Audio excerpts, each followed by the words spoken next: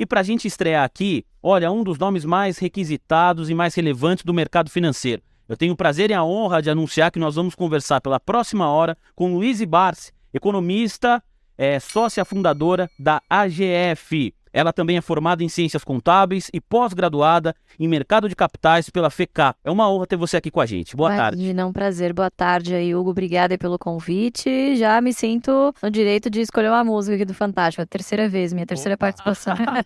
Pô, pode pedir música, só não pode pedir o hino do Flamengo hoje, que o Flamengo Não, senão é luto, né? Mas se você quiser pedir qualquer música, fica à vontade. É sempre uma honra ter você aqui com a gente. Luize, bem-vindo. Vou te dar a palavra para você começar falando um pouco da sua trajetória aí para todo mundo. Óbvio, a grande maioria que está aqui conhece, mas a gente tem pessoas também que estão nos ouvindo pela primeira vez. Maravilha, então, boa tarde aí de novo, né, a todos e a todas. Maravilhoso estar aqui com vocês, passar a tarde comentando sobre dividendos, né? É basicamente o que se resume a nossa estratégia, comprar boas empresas a bons preços que paguem bons dividendos, né? É uma estratégia que dificilmente dá errado, mas que precisa ter muita paciência, porque ela demora a se concretizar, né? Você começar a ver resultados, mas assim que você começa a ver resultados, o negócio é exponencial, né? Assim funciona o juro composto. A única variável que é exponencial é o N, que é o tempo.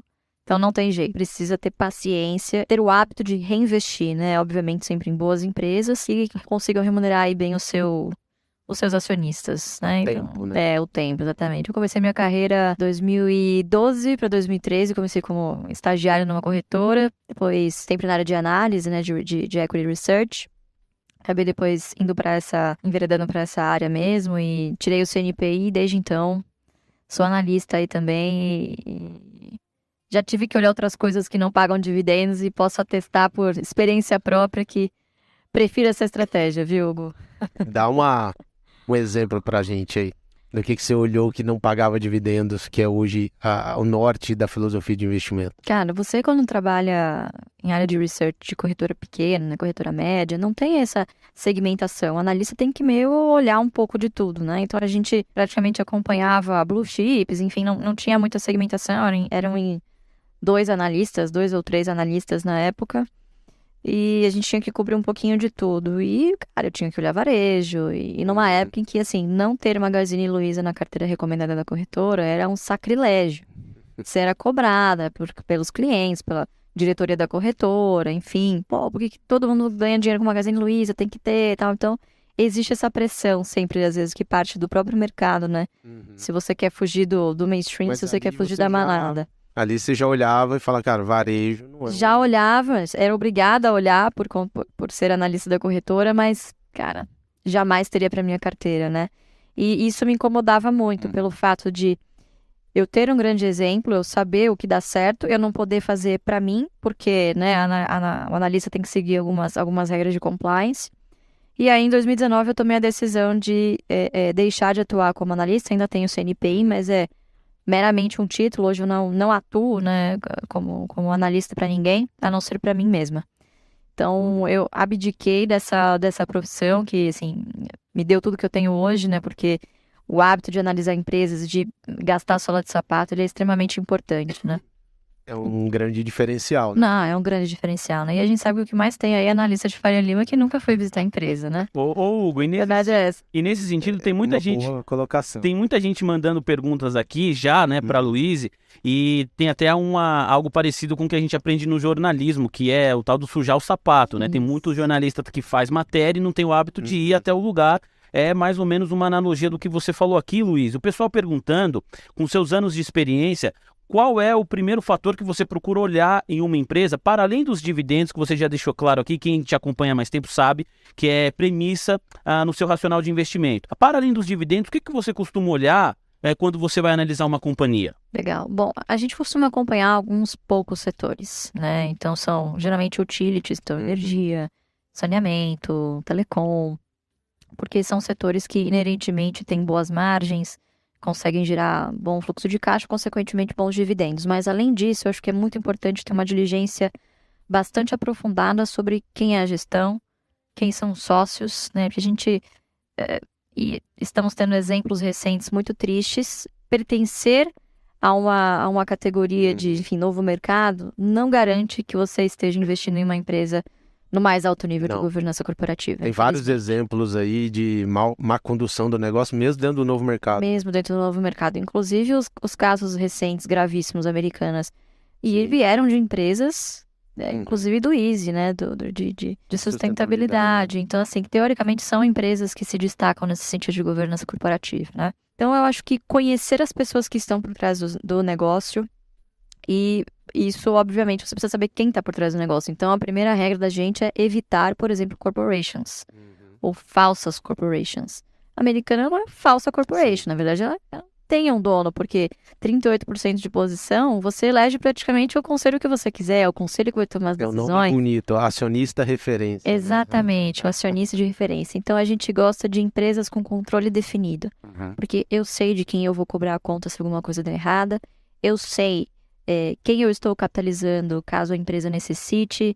Então, você consegue construir um relacionamento. Então, é um business de você construir relacionamento com os gestores e com os controladores também da empresa, né? E meu pai fez isso muito bem, foi operador de mercado. Então, é bastante conhecido e busca conhecer sempre novas pessoas, enfim.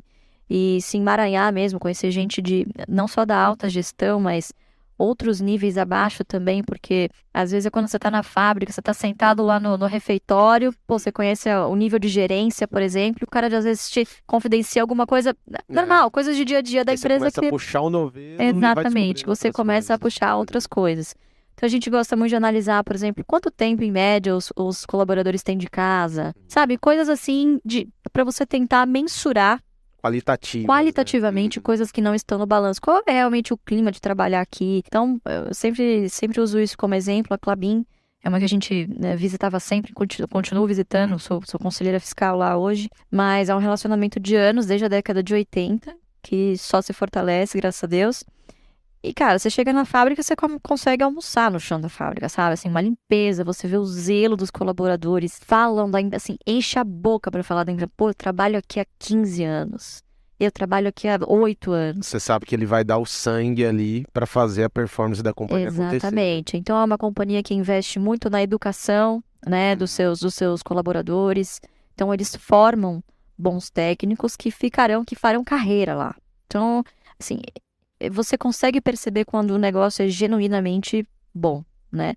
Obviamente que essa tarefa, ela demanda algum tempo. E tem que demandar tempo. Afinal, assim, a nossa intenção é receber dividendos, portanto, a gente concentra em poucas e boas empresas.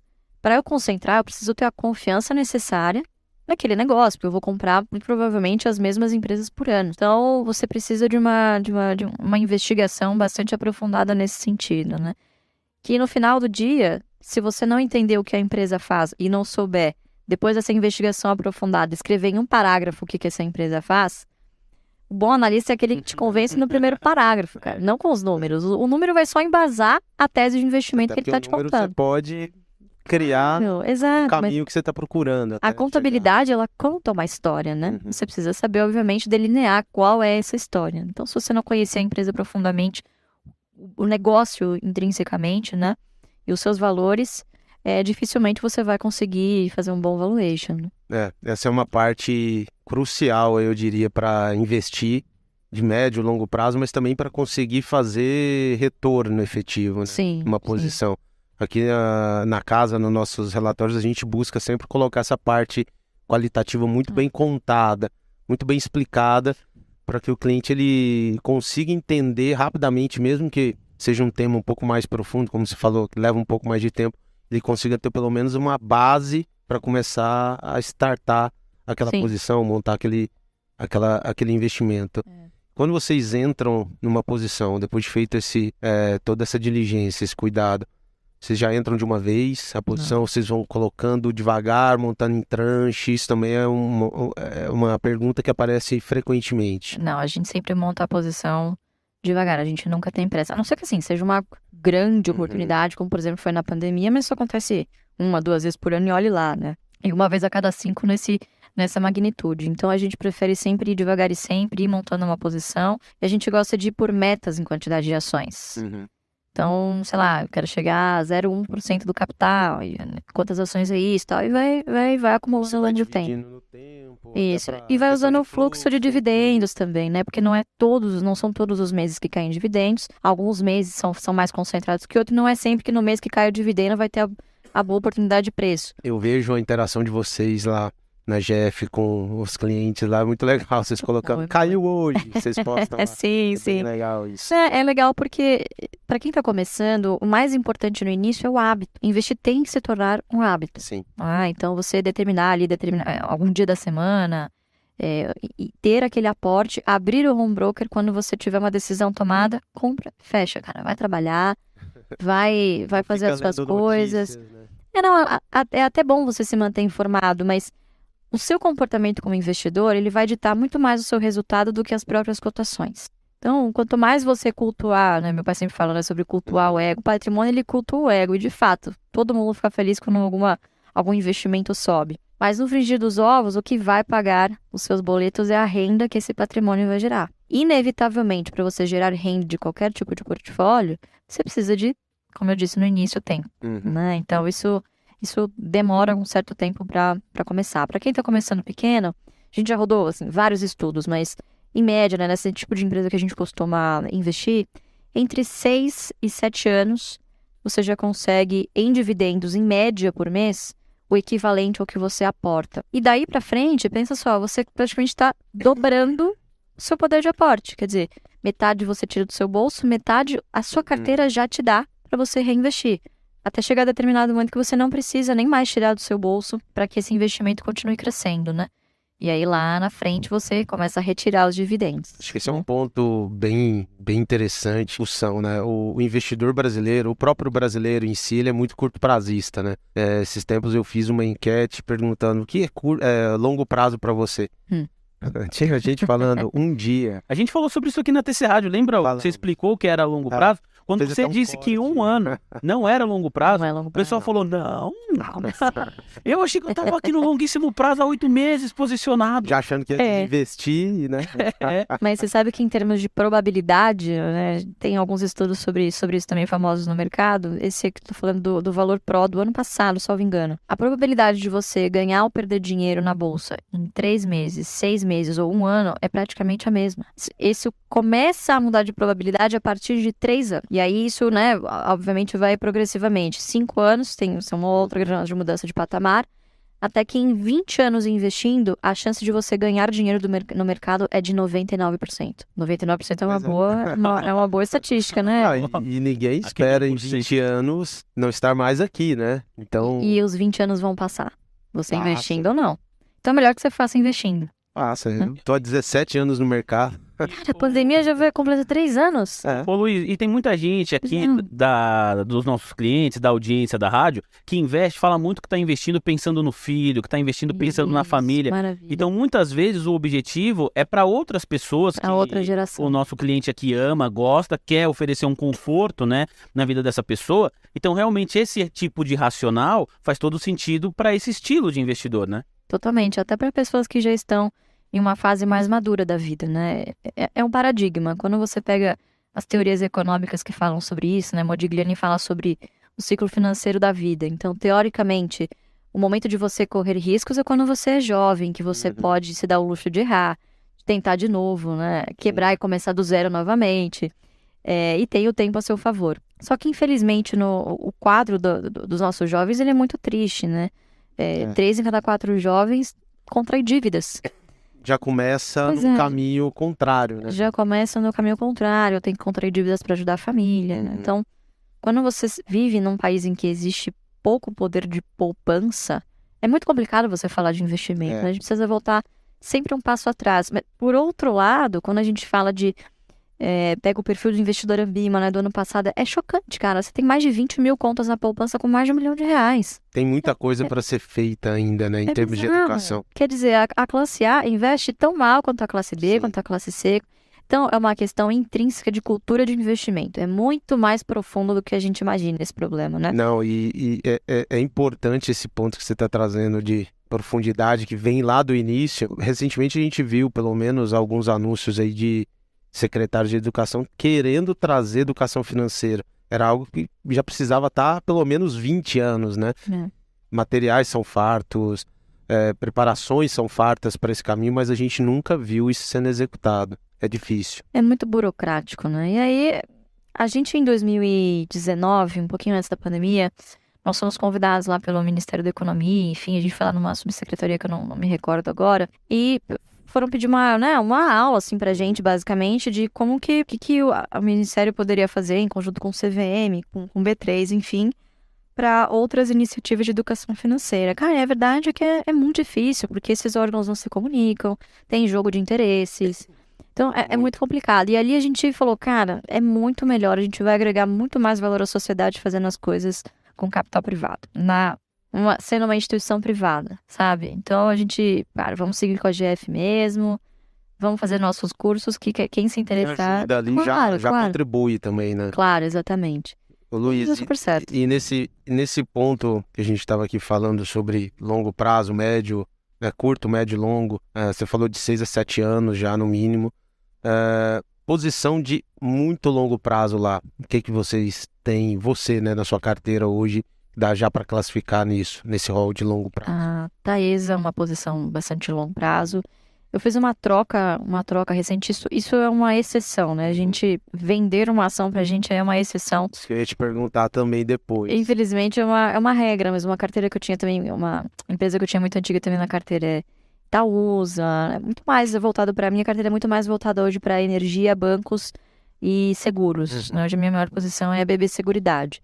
Na carteira do meu pai, sem dúvida nenhuma, as 3 posições mais importantes e mais longevas é por ordem Klabin, Banco do Brasil e Unipar. Unipar é desde o início dos anos 2000. Tem algumas outras também, mas acho que por ordem de importância essas 3 são bem importantes assim na carteira. Para mim a mais importante é a BB Seguridade, Santander e Taesa. São 3 bem importantes para Legal. mim. É. E dentro desse rol ainda das 3 que você acabou de falar, quando você vai vender uma posição, é porque a tese já desconfigurou? O que é? Não paga mais dividendo? Qual é o start para começar esse desinvestimento? Legal. Bom, existem 2 tipos de empresa que não pagam dividendo. As que não querem, as que não podem. A gente foge, igual o diabo foge da cruz, as que não podem. As que não podem por motivos de margem, principalmente, né? Uhum. E tem as que não querem porque em determinado momento é mais interessante investir ou adquirir uma concorrente, enfim. É uma opção de reinvestir no seu próprio negócio, né? Ou então em uma fase de recuperação, enfim. Então, a gente sempre busca analisar o porquê das coisas, né? E, por exemplo, foi o que aconteceu com a Itaúsa. Vários trimestres de sinalização da gestão, de forma alguma perdeu o seu fundamento, continua sendo uma excelente empresa, com uma excelente alocação de capital, na minha opinião, mas que começou a fazer alguns investimentos ali que, na minha opinião, não vão pagar tão bons dividendos quanto o Itaú. Tá. Pagava, né? Pelo menos representativamente para a Itaúsa. Então, a gente começou a ver essas sinalizações, inclusive nas distribuições de curto prazo, de que eles freariam a distribuição de proventos para investir nesses outros negócios que, de novo, né, na nossa opinião, estrategicamente não são tão bons geradores de caixa quanto Itaú. Então, a gente acabou vendendo essa posição e nossa, o mercado muitas pessoas ficaram em choque. Meu Deus, como assim? O Barça, o Luiz vendeu posição de Itaúsa, né? Como assim? Perdeu o fundamento? Não, é porque estrategicamente a empresa não está mais aderente à filosofia. Não está mais aderente à filosofia que a gente busca. Quando não está mais aderente à sua filosofia, por melhor que seja a empresa, é melhor você sair e olhar para outra coisa que esteja barata no momento e que sirva ao seu propósito, né? Outra hipótese também é perda de fundamento, que é algo difícil de você identificar no curto prazo, né? Enquanto você está vivendo a perda de fundamento, muitas vezes você não enxerga. Então, às vezes demora um pouco, aí você começa a ver deterioração de preço, deterioração dos números, algumas decisões estratégicas meio duvidosas. Então, foi o que aconteceu. O que mais tem? Foi o que aconteceu com a gente lá atrás com o Ultrapar. É um case, pelo menos antigamente era bom, né? Era top. De novo, assim, era a Magalu, sabe? Bem de antigamente. Eu lembro que meu pai começou com essa carteira pra mim com o Ultrapar. A minha carteira de 14 anos, de 2008, ele começou pra mim com o Ultrapar. Então, era um papel que eu tinha um carinho, vamos dizer assim, né? Primeira ação, enfim. E, em determinado momento, eles começaram a querer diversificar negócios para, assim, outros negócios. Farmácia. Varejo de farmácia. Não sei fazer se tá aquele certo. posto, né? Pois é, aí tentaram comprar a Liquigás, não deu aquela Sim, também foi uma multa. Foi assim, É. nos pareceu um negócio, não digo amador, mas ficou estranho, né? Não, Você fazer um pagaram negócio. numa boa, né? Pagaram numa boa. Ah, tá bom, não queremos mais. Pois cancela. é, você não Só 200 judicializa, você não... milhões. Como assim você aceita botar num contrato uma multa de, É. sei lá, era 1 bilhão, não lembro na época. Cara, é um negócio bizarro que, assim, melou com o resultado da empresa no ano. A gente olhou pra aquilo e falou, olha, não vejo motivo mais pra... E se eu não vejo motivos pra continuar comprando, não tem por que manter isso na minha carteira, entende? Sim. Se caísse de preço naquele momento, eu não ia comprar. Então, acabamos nos desfazendo da posição, né, realizamos lucro e tal.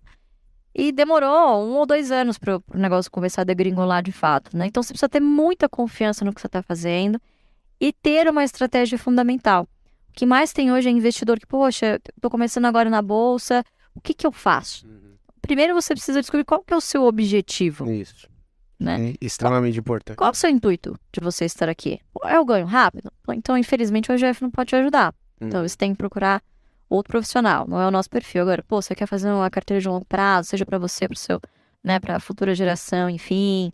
Tem aí pelo menos uma grana que sobra no final do mês para você fazer isso com recorrência. Aí sim, aí a gente tá falando do que a gente acredita que é o investimento em bolsa. Muito legal. Hugo, tem cerca de 412 perguntas aqui chegando para nossa convidada, para você também. Ah, toda pra ela hoje. Ah, meu, Atenção total. sem dúvida nenhuma. Aliás, hein, o nosso post no Instagram lá bombou também. Obrigado a todo mundo que está seguindo a gente. Ultrapassamos 254 mil inscritos no canal oficial do TC no YouTube. Eu peço que você vai acompanhando, vai aprendendo e vai deixando o seu joinha. Alavancar o joinha não tem nenhuma contraindicação à saúde da transmissão. O joinha pode sem moderação. O joinha, né? O like aqui na transmissão. Gabi, chegou uma pergunta importante aí no nosso WhatsApp também. Quem que tá escrevendo para cá? Chegou, é do Leonardo, ele fala lá de Natal, um abraço pro Leonardo. Valeu. Ele pergunta, né, pra Luísa, se na estratégia que você usa, a venda de puts para adquirir ações para a carteira e a compra de puts longas para proteger as ações que já tem na carteira,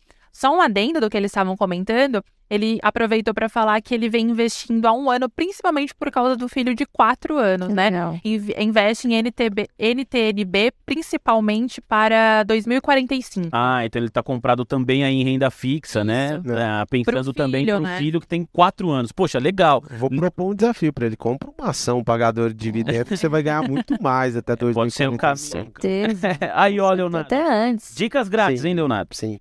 Leonardo, mas enfim, parabéns pela iniciativa, né? É um começo, né? Sem Começou dúvida. no passado, então acho que é pelo menos dar o primeiro passo, né? E educar a poupar, né? A guardar, fazer Pois é. reserva e reinvestir. Isso é o start. Eu tenho muitas lembranças, assim, com meu pai na infância e na adolescência, dele me explicando sobre investimento.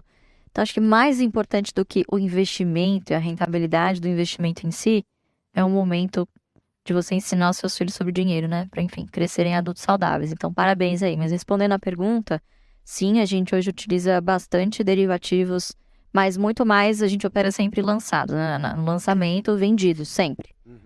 Assim, honestamente, eu não vejo motivo na nossa estratégia para gastar um tostão sequer com compra de put para proteção de carteira, porque o que eu quero, na verdade, é comprar ações. Então, para mim, quanto mais cair, melhor. Eu não tenho intenção de proteger nada, entendeu?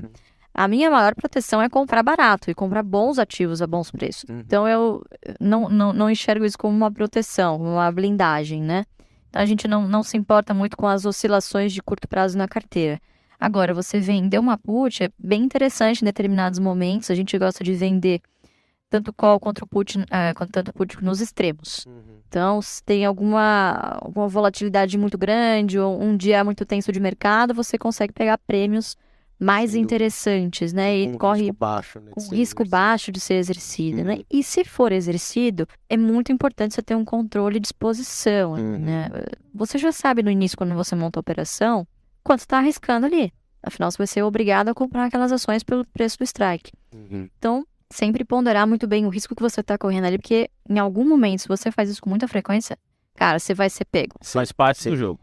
Você vai ser pego. Então, eu prefiro ser pega na put, em que eu me obrigo a fazer um aporte, e raramente a gente rola put. Agora, a call já cansei de rolar, de fazer rolagem, porque dá uma dó, né? Você vender as suas ações. Então, geralmente a gente vende call quando quer perder o papel.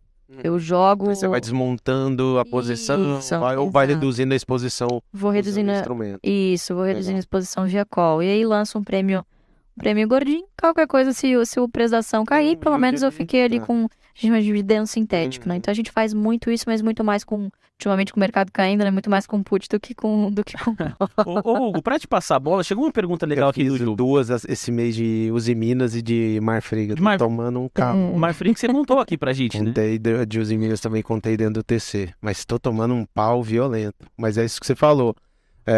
Ali eu coloquei 2% de exposição. Se eu for exercido, eu quero aumentar já a posição em Marfrig. E os Minas eu coloquei 0,5%. Então. Eu falei, cara, se vier, beleza. Já era um papel que eu queria montar, pelo menos de curto prazo, para surfar um reopening de China. Mas as duas eu vou ser provavelmente... É para fevereiro agora? É. Tá apertado. Tá difícil. Não é fácil. Quer mais uma água aí? Ó, eu ia fazer a pergunta do Gilberto, mas como o Marfrig entrou na pauta aqui, tem muita gente falando de Marfrig, o pessoal tá perguntando se nessa estratégia de dividendos para você, Luiz, faz sentido o setor de proteína animal. A galera tá falando mais sobre Marfrig porque o papel hoje tá caindo de novo, sendo negociado aí abaixo do patamar de R$7. Olha, acho que o pessoal voltou a olhar muito, principalmente para esse setor de proteínas, por conta não só da valorização, mas também dos dividendos que tem pago ultimamente, né? Se você olha o histórico mais longo, ficou muitos anos sem pagar, sem poder pagar.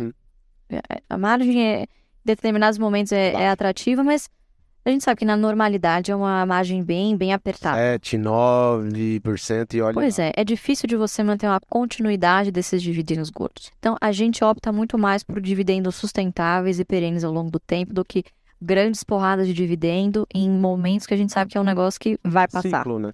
Exato. E o que acaba acontecendo? O investidor faz aquele ranking, né, do dividend yield, do que tá pagando mais, do que tá pagando menos. Né? Isso, exato.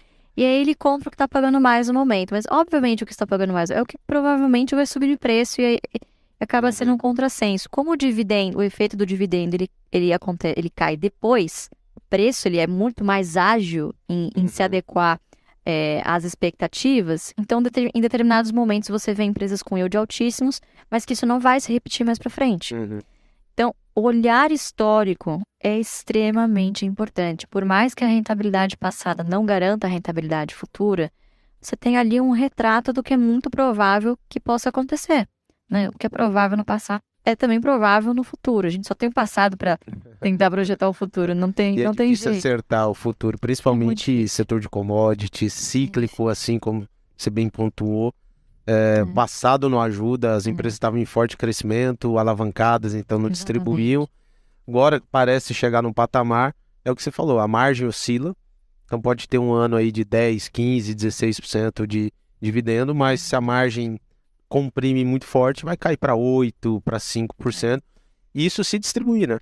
Exatamente. E é um segmento, né? Não sei se muitas pessoas sabem, mas é um segmento bastante complexo. Muitas empresas importantes já quebraram desse segmento. Sim. Historicamente, vários frigoríficos já quebraram. Historicamente. Bertin, sim. Não, grandes, né? Grandes. Aqui. Quase do porte de JBS. Inclusive, o JBS incorporou o Bertin, né? Exatamente. Então, olhar histórico é sempre muito importante para você ter um retrato, se vale a pena ou não você investir em determinado setor. É isso que eu ia te perguntar agora. Já que a gente está falando de setor de varejo, a gente ouve você, seu pai também falando constantemente. E viralizou agora. E recentemente foram... Acho que vai ser a segunda, né? Hoje saiu ali o stand still de Marisa. Acho pouco provável que essa empresa consiga resolver sem uma reestruturação pesada de negócio e de estrutura de capital. Mas Americanas veio aí para mostrar de novo, né? Aí tem Arapuã, Mesbla, Mapping. Pra lá, Garbo, né? Era Garbo? Como é que chama? Não é Garbo, Pra Radiobras. Gearon, Arapuã. Recentemente a Insinuante com o Ricardo Eletro, né? Cara, é um setor, de novo, um setor extremamente complicado. Cíclico. Margem muito apertada.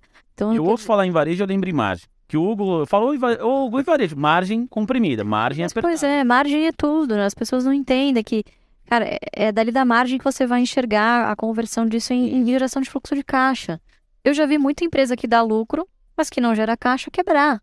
O que importa é caixa, né? É isso que a gente usa para fazer um bom valuation. Então, a gente se importa muito com margens e empresas que, de novo, tenham um nível de constância dessa margem.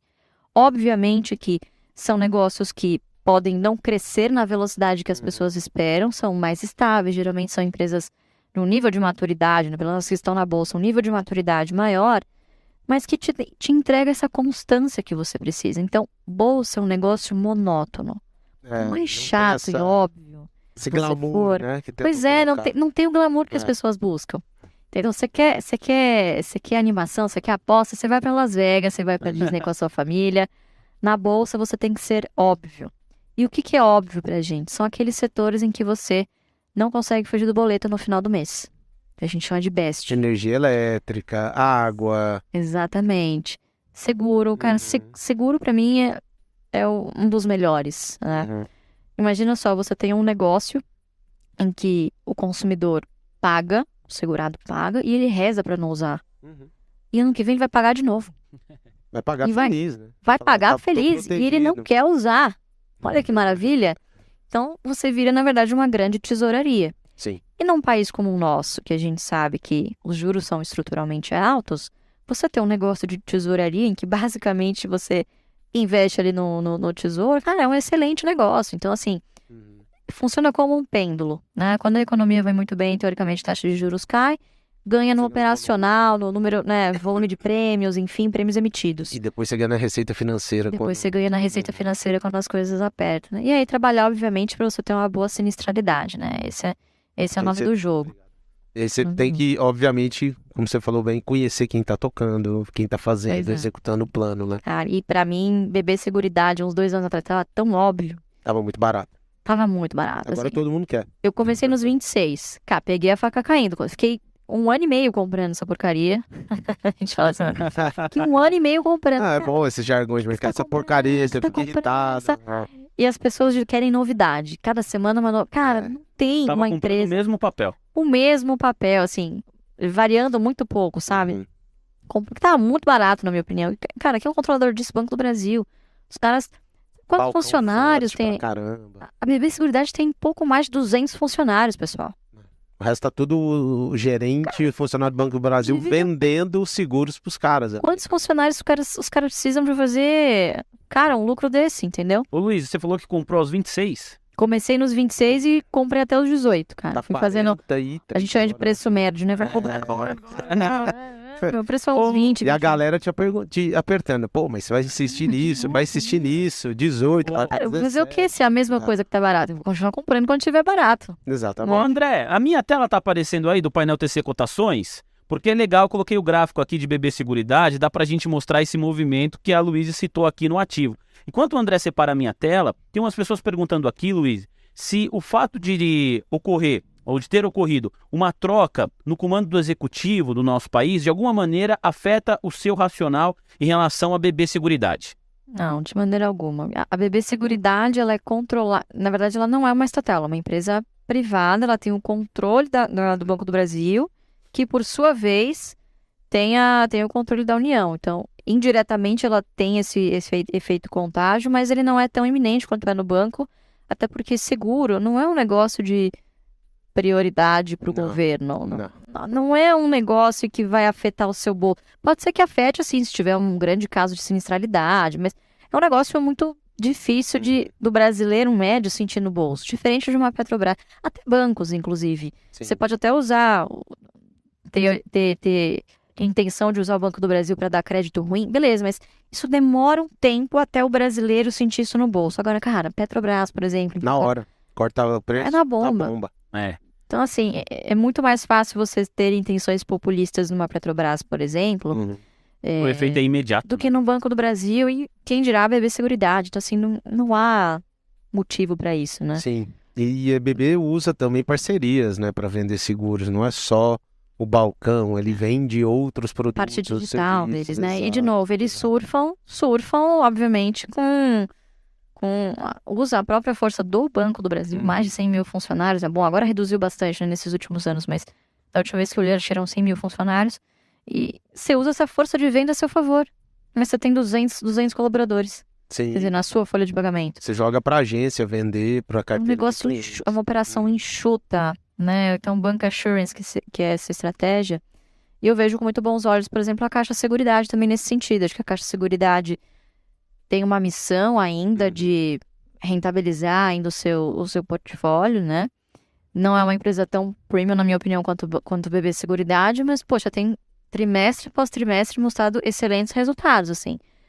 Por mais que eu não goste muito de empresa que fez IPO recentemente, eu tenho uma pequena posição em Caixa Seguridade.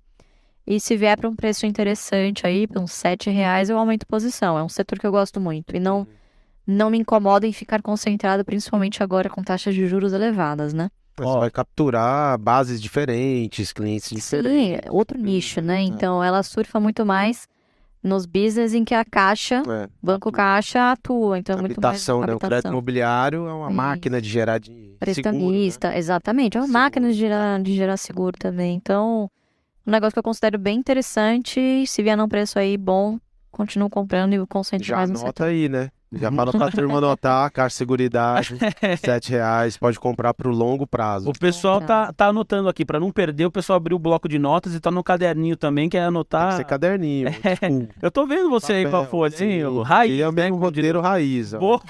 Dado, bom. Boa. Sou assim também. Se eu não escrever, não funciona. É legal que se o Hugo faltasse, passasse roteiro, ninguém ia conseguir entender, porque tem a lógica ali, né? O raciocínio de onde o Hugo tudo vai sem puxando nas link, ideias. né? Boa. Tipo, principais métricas de análise. Aí já pula para prazo de investimento.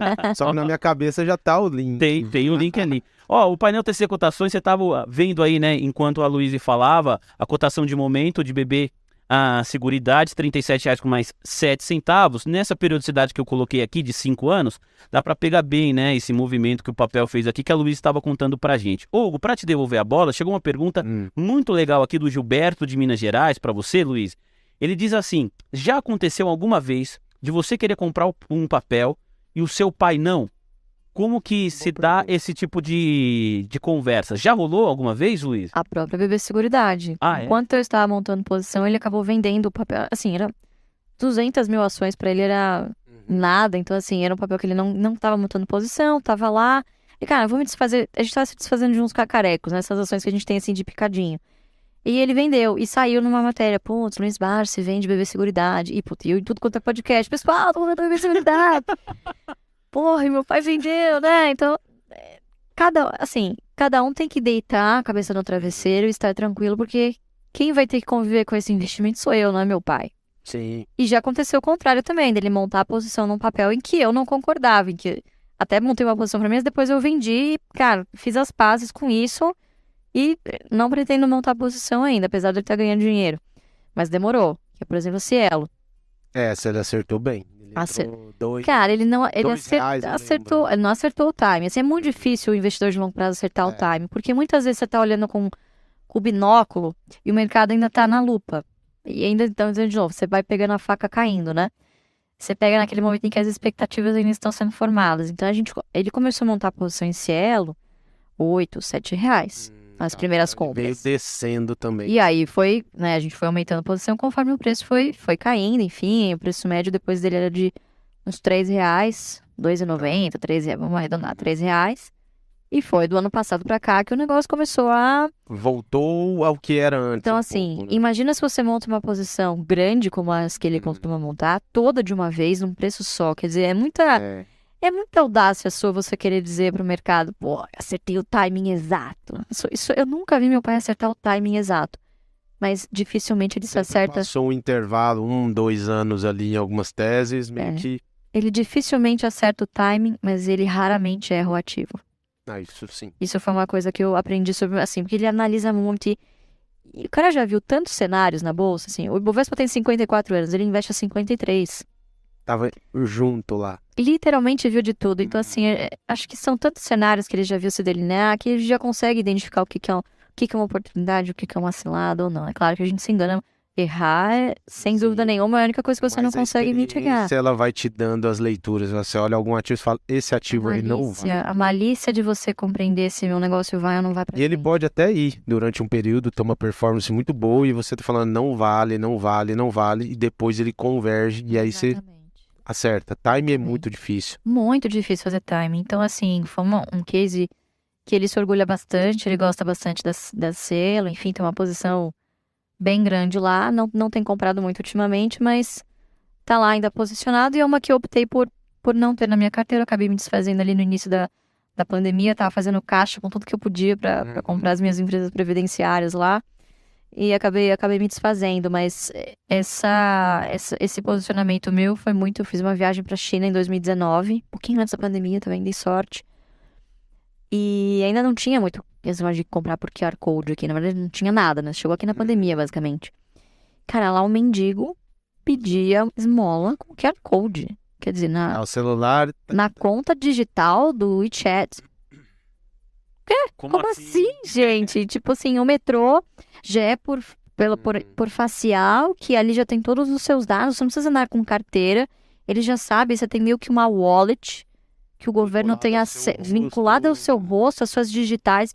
Então, quer dizer, você é 100% monitorado, mas você tem toda essa parte de segurança, de tecnologia a seu favor. A hora que eu olhei aquilo, eu falei, cara, meu pai tá montando um Cielo, fodeu. Não vou comprar isso, não. Tá sendo o contrário, né? E é um negócio que é difícil você lutar contra, né? Então, ali eu falei, bom, vou comprar alguma coisinha, que o véio é bravo, vamos respeitar, mas depois eu acabei falando, não, isso aqui não é pra mim, acho que tem outras coisas que pra minha tese fazem muito mais sentido. Não, e ela provavelmente vai ser uma boa distribuidora de dividendos, porque não tem mais o que fazer. Não tem o que fazer, e outra, ela venceu pelo cansaço, ela tem Ela sustentou com uma guerra de maquininha absurda, Samap, Stone, PagSeguro. Pois é, na verdade não foi ela que comprou essa briga, foram as concorrentes que começaram a brigar. Sangrando todo mundo. Só que é muito difícil você fazer crédito num país como o nosso. É até ok você fazer isso enquanto os juros estão caindo, mas a hora que o juro sobe, ser banco aqui é muito difícil. Aí aparece, exatamente. Despreparado, né? Vamos chamar assim. Então a Cielo acho que aguentou bastante o tranco, agora acho que tá preparada aí para voltar a capturar de novo parte do market share que perdeu. Mas, de novo, é um setor que não me atrai muito. E tá tudo bem. Não. E eu ganhei dinheiro como investidor, ele ganha dinheiro agora com Cielo também. Então, acho que as pessoas têm que ter opinião própria. Sim, é importante. É muito importante, porque é difícil se você segurar um papel por muito tempo com prejuízo, tendo que comprar, se você não confia na tese. Você vai entrar naquelas discussões filosóficas de dúvida o tempo todo. Pois é. Por que eu tô fazendo isso? Por que eu tô fazendo Por que eu tô com esse ativo? Pois é. E aí, geralmente, você vai tomar uma decisão equivocada. Vai. Quando você tá com o emocional abalado ou com incerteza, é certo que a decisão vai ser. E aí, ruim. muito provavelmente, você vende no momento máximo de oportunidade, que foi ali nos R$2, cara. E, de fato, tava muito barato. Mas, continuou comprando, é isso. Confia na tese dele e se perder dinheiro, é o dinheiro dele. E ele tem aquela tese e isso. Ele gosta de dizer, né, que só tem 2 tipos de investimento. O que dá lucro e o que dá prejuízo. Só existem esses 2 tipos. Né? E eu gosto do que dá lucro, segundo ele, né? Então... E nessa frente de estrutura de capital, você estava falando de dividendos, vocês compram empresas também, você, né? Investe em empresas que estão com estrutura de capital um pouco alavancada, mas no futuro ela tende a te pagar dividendos. Acho que um exemplo que você deu, Klabin, é um desses, né? Que veio de uma alavancagem e foi reduzindo e, claro, transformando isso em dividendo. O setor de celulose, ele naturalmente trabalha um pouquinho mais alavancado, né? Capex inicial, depois vem desalavancando. Depois vem desalavancando, exatamente, conforme o ramp-up da fábrica, né? Aí vem uma máquina, né? Isso, exato. Então, depende muito do negócio, mas, por exemplo, agora a Klabin conseguiu dar uma boa desalavancada, né? Agora vem a segunda máquina aí do Puma 2. Acho que vai ser uma excelente pagadora de dividendos. Um outro case bastante alavancado hoje, Cosan. A gente tem bastante Cosan na carteira. Foi a minha primeira ação. É. Lá em 2005, 2006 eles fizeram o IPO. E aí eu não estiquei no assunto quando você tocou governança corporativa, porque isso também foi bem polêmico lá atrás, né? Foi bem polêmico. O que ele fez com os minoritários foi... Cara, olha... O histórico não é muito positivo. E hoje eu tenho um pouco de pé atrás. Pé atrás, né? Com qualquer ativo vinculado por esse fato. Eu acho que aí convido todo mundo que está aqui acompanhando a nossa conversa a dar uma olhada no histórico. Foi uma listagem num paraíso fiscal e vendeu o controle dessa listagem controlando a Cosan. Foi um negócio muito polêmico. Foi. Que provavelmente hoje não aconteceria. Eu acho que não... Acho que não aconteceria, mas eles... Que vai e volta, né? Quando eles compraram a LL, o negócio... devolveu um pouquinho na moeda ali. Devolveu um pouquinho. Devolveu... Um pouquinho bastante. Um pouquinho bastante. Acho que eles receberam na mesma moeda, mas... É uma empresa que está basicamente há 10 anos se reestruturando. Não, hoje é outro business também. Eu acho que isso é importante de colocar. A Cosan virou uma holding, mega holding, com vários setores muito bons e interessantes ali. principalmente de energia, né? Sim, Parte de exatamente. energia, gás. É isso. Eu vejo esse setor daqui uns 5, 10 anos com esse novo marco aí Sim. em outro patamar. Bizarramente, eu Aumentando, concordo. vai ter muito investimento em gasoduto, a Sim. gente vai ver muita térmica a gás e as próprias EPs ali de petróleo trazendo gás para dentro. Vocês têm Uhum. petróleo, Não, não temos. mas faz sentido para vocês ou não? Não, só que a gente raramente Seria mais gás. mais gás. Então provavelmente se viesse um Mais IPO de gás. Compass, você estaria olhando. Compass era o único IPO que a gente tinha interesse de participar. Aquele ali era uma máquina quando ele vieram. Fazer uma os máquina. terminais ali em Santos e assim. Não, puta projeto, a gente tava bastante animado, infelizmente acabou não vingando, né? Com gás vocês já chegaram a ter, olhar? Tivemos no passado, não me recordo quando foi, eu tinha, uma pequena posição, foi logo quando eles fizeram uma oferta, acho que foi R$ 82, Sim. eu acabei... E aí não fechou, o capital ficou um resquício o na capital bolsa. não fechou, mas eu acabei vendendo, sei lá, eu não gosto de papel muito quando fica muito, o valor monetário dele alto. Cara, o tombo é proporcional. Olha, Eu prefiro ações mais baratinhas, assim. 2 horas e 51 minutos, conversa boa, passa rápido, essa tá voando. Nós vamos até às 3 horas da tarde, ao vivo aqui com você. O Mark, na plataforma do TC, dentro da aba Vídeos, ele escreveu aqui elogiando a entrevista, disse que em 2011 e 2012, ele falou que nós da empresa atendemos o Barsi e nossa companhia de imóveis na Moca. Conversei com ele, foi uma aula, tá se lembrando aqui, cliente do TC. Obrigado, Mark, pela sua mensagem. Tô nostálgico pra ele também.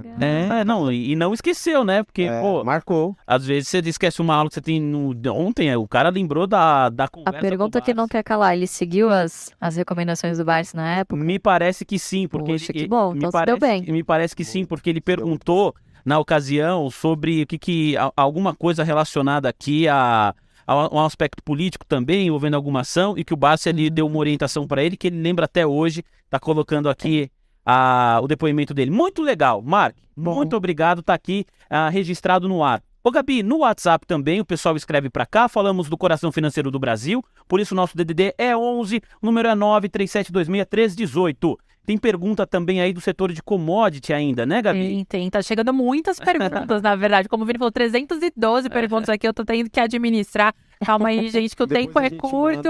A gente... Ela se comprometeu, ela se dá um termo que vai responder uma por uma. Olha, Abra uma caixinha lá no TC que a gente responde algumas. show. Pô, vamos fazer no Insta da rádio. Boa. Luiz, é o Rick do Pará. Ele pergunta se você já deu uma olhadinha na CBA do Grupo Votorantim, o que você acha? Porque eles também pagam dividendos, mas ao que parece não tá muito bom. CBA Alumínio, né? Companhia Brasileira do Alumínio. Cara, nunca parei pra olhar, não. Sendo bem sincera, assim, é uma empresa que eu não acompanho. Uma que eu tava começando a analisar era... Caramba, agora me fugiu. Abriu capital agora. Dificilmente eu coloco... Fala, setor. É a Semin. CSN Mineração. CSN Mineração. Juro que eu ia falar Semin. Cara, eu tava namorando. Os meus sócios falaram, cara, comprei, montei uma posição. Mas eu não gosto de fazer essa coisa de comprar porque fulano falou. Eu gosto de mergulhar e tal. E, enfim, tava olhando e o negócio despontou. Não, eu comprei no IPO. Você comprou? Me ferrei. Caiu, ela veio de 7, acho que é 7,80, ela veio pra 3,50, mas 3. continuou distribuindo dividendo. A máquina de distribuição ali, né? É uma de commodity que eu tô Salvou a olhando. CSN do da- corte fatal. Exatamente, da degola. Mas é uma que eu tô olhando. De Vale a commodity. pena, essa vale a pena. É, Tem eu tô olhando. muito crescimento de produção com... não é tanto capex assim para ser feito. Tem algum, mas a geração de caixa é monstruosa. Sim. Zero dívida, E se eles estão sinalizando um payout de 80%, É. 100%, um assim, é altíssimo. é bem alto. Bem alto e é um yield ali que passa de 10, 11, 12%. Então a gente gosta de negócios assim, sabe? Bom demais pra ser verdade, Sim. tem que ser muito competente ninguém pra fazer quer, um negócio desse. Chega lá, joga tá na papel moda. de 7 para 3 e todo mundo, Semin. Eu falei, cara, compra Semin, pô. Muito melhor Eu- do que você sair comprando um papel de hype aí, né? Que vai voar É um que tá no meu radar, mas commodity é mais difícil, assim, são raras as que a gente tem, acho que as duas importantes são Unipar e Klabin. Se você pra pensar, É uma commodity, mas não é Unipar. Né? Então, pois é, a Unipar é difícil de você avaliar como commodity, porque eles têm essa vantagem muito forte de serem verticalizados. consegue converter, né, para o papel cartão, enfim. Então eles têm essa grande fortaleza de escolher para quais mercados vender. E a segunda é a Unipar, que de fato é bastante cíclica, mas a soda e o cloro têm a sua perenidade ali, né? Então fornecem basicamente principalmente cloro para o setor de saneamento, é químico básico para muitas outras indústrias. Bom, demanda eterna. exatamente. Anunciaram agora recentemente, né? Enfim, o que eu posso falar, né? Que é público. O investimento numa nova planta de cloro. Então, é um setor que a gente gosta bastante e que tem a sua perenidade, apesar de ser um setor cíclico. Uma Então, commodity. são raridades de você encontrar esse tipo de coisa. Vocês gostam lá? Acompanham? Não. Agro? Não. Não. A gente tem diretamente via Cosan, né? Surfa Cosan ali com Exato. propriedade. Exato. Sucrocoleiro. também, Exatamente, né? Através de Raizen, que também acho que vale a pena dar uma olhadinha, né? né? Depois tinha desse gente perguntando. Depois desse bloco, né? saiu, acho que foi a Biosev, né, que saiu agora. Isso, a Dreyfus, né? É. A dona da Biosev, Que isso era mesmo. Terios, né? Antiga Terios, eu acho. Aí a Petro vendeu. E A gente tem um pouquinho de tempo de mercado pra lembrar dessas coisas. Eu lembro de Biosev, Terios. Biosev, isso No mesmo. auge ali do incentivo do governo Lula ao setor sucrocoleiro. Aí veio vários apelos. São Martinho, Cosan, aí depois veio a Terios. E aí todas foram pro buraco, com exceção da Cosan e Da Cosan e da São Martinho, Mas isso o mesmo. restante foi tudo embora. Isso mesmo. Ó, a gente estava falando de Unipar, o Alexandro Reis falou que, olha, agradeço muito aí a família Barça, eu comprei Unipar a R$10, Poxa vida, porque que bom. eu ouvi, né, as dicas ali, fez sentido para mim, então o Alexandro Reis está aqui. E aí, para vender rapidamente também o nosso peixe, na reta final do ano passado, nós tivemos o prazer e a honra de entrevistar aqui no Almoço de Negócios o Frank Abubakir, que é o controlador, né, da Unipar. Foi uma conversa muito legal, que está dentro da plataforma do TC para você que está aí acompanhar de graça. É só você chegar na plataforma do TC e na aba Vídeos, digitar Frank ou Unipar, facilmente você vai encontrar ali dentro do da nossa plataforma essa entrevista que foi muito bacana, cerca de 30 minutos de conversa, viu, Hugo? Que legal. Foi bacana demais. Sim, e o papel mandou pra caramba, né? Mandou Esse tem muita gente que... Ah, Não muita pegou. gente deve... Cara, mas não precisa ir longe, veio de R$14 na pandemia. Pois é. Lima. Ó, R$14. Nossa, Tá, hoje, hoje, o Unipar chegou a R$14? R$14 em abril. Rapaz, R$14. olha o cavalo Não, selado e passando aí. passa e a galera ignora. Passa despercebido. São Você tá papéis tão que no não- desespero que, de novo, né? Você tá ali. É difícil você ver uma oportunidade passar na sua frente, você não enxerga. Nossa. Então, tem que ter o preço teto ali na cabeça. Caiu muito, fecha o olho e compra. Mantenha a constância. Você vai ter que... Estar na bolsa é mais importante do que você ficar de vez em quando. Entende? Estar sempre na bolsa. Esse vai e volta, né? Quanto mais você fica na bolsa, mais sorte você tem. Mais a sorte te É encontra. o tempo, como É o você tava tempo. falando. Chega nos Exatamente. 20 anos, você já tá com 99% % de chance de ganhar. de ganhar. Mas isso é mesmo. isso. Não tem É isso. milagre. Não tem um santo milagreiro que... Não tem milagre. É a Você pode, matemática. talvez, tá naquele momento certo, mas você acertou por chute, né? Exatamente. Por O sorte. papel anda 40, 50, 60 em 90 dias, mas foi sorte. A gente fala aqui, Hugo, Estudo. no programa, a gente fala brincando, mas é uma brincadeira muito verdadeira. Ganhar dinheiro é bom, todo mundo gosta, mas saber por que tá ganhando é muito melhor. Você entender Exato. por que você tá ganhando de fato aquele dinheiro. Até porque você pode fazer de novo, né? Exato, né? Continuar fazendo isso. E sorte, olha, eu vou te falar, contar com a sorte talvez não seja o melhor dos ativos, não. Conhecimento... Em mercado financeiro, então. não dá. Pois é. Ó, quero agradecer demais a participação aqui.